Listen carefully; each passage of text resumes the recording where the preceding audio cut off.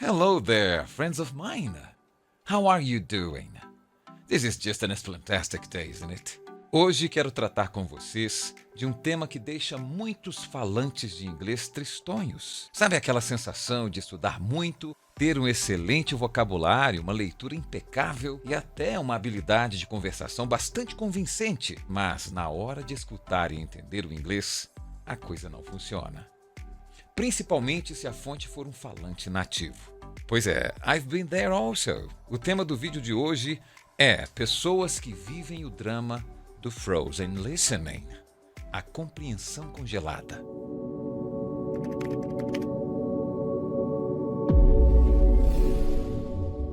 Há razões bem pontuais que podem explicar essa dificuldade para entender o inglês falado, principalmente aquele que é expressado pelos falantes nativos, e os motivos, por mais intangíveis que possam parecer ser, são consideravelmente simples. Mas, claro, vão exigir algo que eu tenho abordado bastante nas nossas últimas conversas. Muito bem, eu me refiro ao gostar do inglês, esse afeto tão necessário, e a disciplina que o verdadeiro aprendizado exige. Imagine-se na perspectiva de uma criança que tem os primeiros contatos com a língua portuguesa. A fonte de todo o aprendizado é exclusivamente auditiva nessa circunstância e também visual.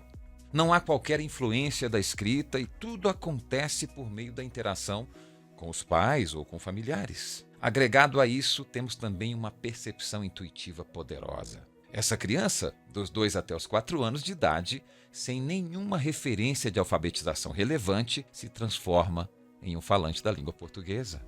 Esse fenômeno totalmente natural e que todos nós um dia já vivenciamos é parte da nossa essência. E eu lhe digo, essa habilidade é algo que não se perde. Porém agora, já adultos e alfabetizados, temos o costume de associar esse poder de aprender das crianças como se fosse um tipo de magia que toda criança tem.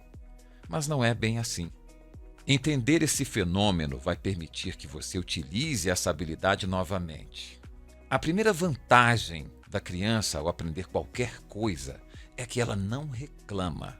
A criança é como uma esponja e vai absorvendo tudo que está ao seu redor de maneira ininterrupta. E faz isso não por estar canalizando poderes especiais. Isso acontece porque nessa idade simplesmente não existe outra alternativa. Algo similar já é amplamente utilizado nos dias de hoje. Embora seja uma ferramenta que, se não utilizada com sabedoria, trará frustração. Mas por acaso você já ouviu falar do princípio da imersão total? A imersão total é um método poderoso que os falantes de um segundo idioma se propõem a vivenciar, se jogando por meses até anos em um país estrangeiro, onde a única alternativa é se comunicar utilizando o idioma que está aprendendo. O perigo aqui é se jogar nesse ambiente sem a devida absorção de conteúdo prévio. Portanto, eu lhes digo, se o seu propósito for exclusivamente aprender um idioma por meio da imersão total, não o faça sem antes alcançar uma proficiência mínima. No momento mais oportuno, vou falar exclusivamente sobre esse tema. Voltemos então à criança, que já obviamente nasce nessa imersão total. Nesse pequenino universo familiar é o português que todos os dias é bombardeado em sua direção e sabemos o resultado. É esse ambiente, somado à gana energética natural das crianças curiosas na essência e interessadas em tudo que faz com que o aprendizado eficaz aconteça. Mas, teacher, como eu posso associar esse fenômeno às melhorias que eu preciso do meu listening? Eu costumo dizer aos meus alunos, depois que demonstram uma aprendizagem competente, que ainda é muito cedo para comemorar. Aprender tão somente não é o propósito final. Não é o prêmio merecido. Vocês conseguem perceber isso? O saber é apenas o primeiro nível para a verdadeira explosão sensorial que o listening exige. Todo conhecimento, para se tornar uma experiência, demanda o quê?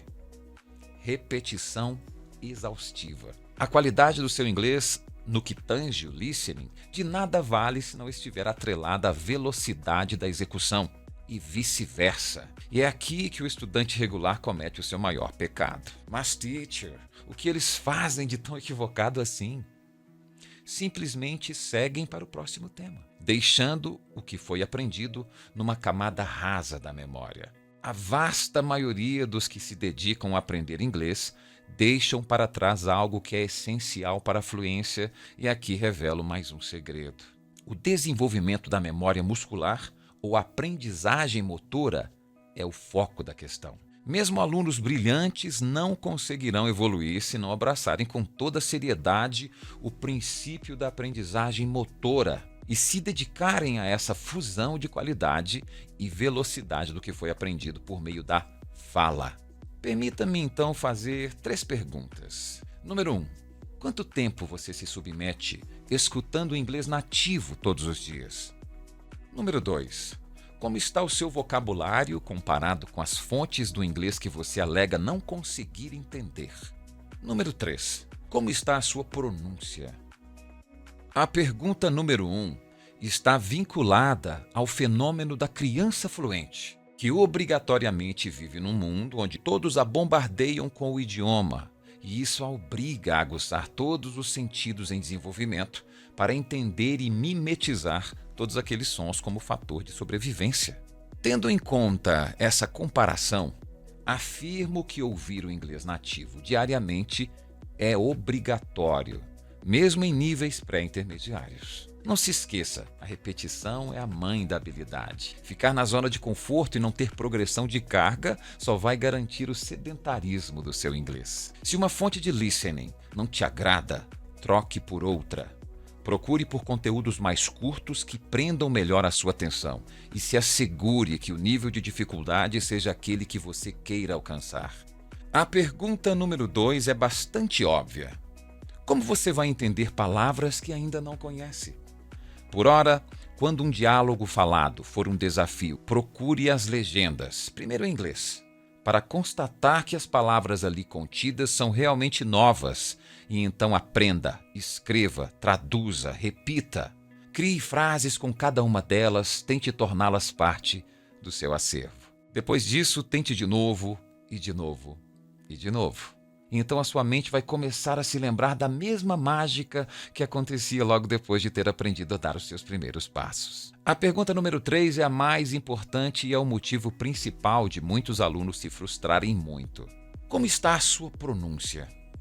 Muitos respeitáveis colegas professores alegam que não devemos ficar preocupados demais com a pronúncia de alta qualidade, porque o importante é ser entendido. Mas esse caminho é perigoso. Já constatei muitas vezes consequências de atrofia na habilidade do listening por esse motivo. Eu quero que você entenda isso de maneira cristalina. Quando você exerce pronúncias errôneas, o seu cérebro vai induzir você a buscar essa mesma fala errada nos outros, aqueles com quem você está conversando, e isso blinda os seus ouvidos com relação à pronúncia correta. Imagine um nativo ali, gerando conteúdo, falando e você perdido sem entender o que está sendo dito. E então pegamos todo aquele diálogo e transcrevemos para a linguagem escrita. E aí vem o baque. Lá estão todas as palavras que você está careca de saber. Mas na hora de ouvi-las e entendê-las, seu ouvido simplesmente não funciona. Eu brinco com os meus alunos nessa constatação, dizendo o seguinte: seus olhos falam mais do que os seus ouvidos. E isso é muito verdade. Já fiz inúmeras experiências com meus alunos, transformando falas nativas em falas equivocadas, construídas em cima dos erros típicos de estudantes brasileiros, que na verdade são cruzamentos híbridos com a língua portuguesa. E adivinha o que acontece? Os alunos entendem tudo lindamente. Essa pronúncia híbrida com a língua portuguesa é um fator crucial das síndromes de recuo relacionadas à fala e ao listening, e estão ligadas diretamente à redução da habilidade de compreender o inglês falado. E não me venha alegar que seja sotaque. Ter um sotaque não está relacionado com a decisão de cometer erros de pronúncia ou desrespeito às normas do idioma de maneira proposital, não. Apenas por ser difícil, por exemplo, fazer um TH sound, isso não justifica prejudicar o seu listening. Muitos desses erros passam batido para quem estiver te escutando, mas eu garanto que são fatores de retardo para o seu listening. E um bom tutor saberá discernir a beleza do nosso sotaque dos erros fatais na hora de executar uma pronúncia minimamente adequada. Esses nobres tutores que defendem que não devemos ser chatos com a pronúncia gostam de fazer piada com isso. Mas sempre tratam disso na perspectiva de quem está te ouvindo. Não abordam na perspectiva de que o nosso inconsciente atrela a nossa habilidade de entender à nossa habilidade de falar.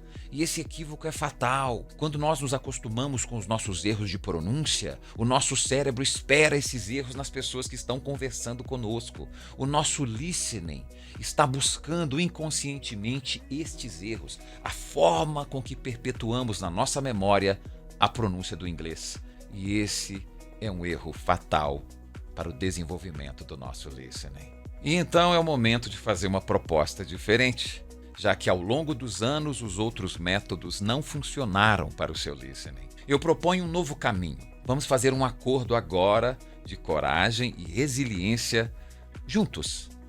Que tal? Então fale comigo, repita comigo, eu vou a partir de agora buscar a pronúncia ideal, sem preguiça, lutando contra o cansaço sem reclamar de repetir centenas de vezes se for necessário. Haverá pronúncias melindrosas, chunks dificílimos, e as várias técnicas necessárias para conseguir êxito vão levar tempo e dedicação. No próximo vídeo, eu vou revelar na prática algumas dessas técnicas e presentear o seu listening com um grande salto. É assim que eu denomino as evoluções no inglês. Eu compartilho tudo isso com os meus alunos na metodologia Direct Speaking que eu desenvolvo. Hoje, o objetivo do nosso papo é fazer o diagnóstico do problema.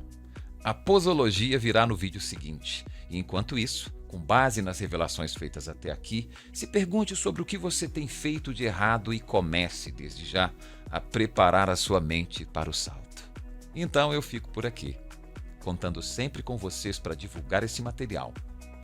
A gente se vê na revelação desses segredos no próximo vídeo.